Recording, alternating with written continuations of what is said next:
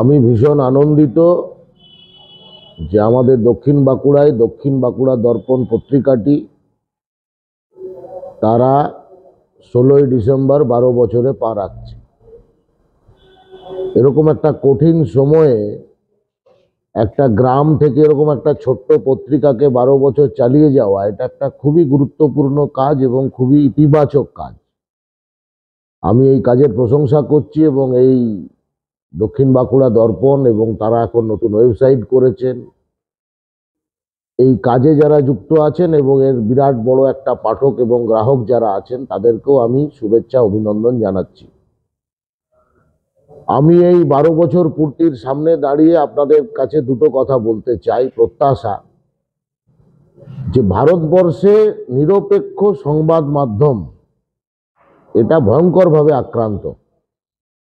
আমাদের দেশে যা খবর হয়, তথ্য বলছে 79% খবর হচ্ছে ফেক নিউজ, মিথ্যে খবর। সেজন্য সাংবাদিকতার একটা বড় কাজ হচ্ছে এরকম একটা পরিস্থিতির সামনে দাঁড়িয়ে সত্যি খবর, মানুষের খবর, জীবনের খবর পরিবেশন করা। 12 বছর ধরে গুরুত্বপূর্ণ কাজ এই পত্রিকাটি করে চলেছেন।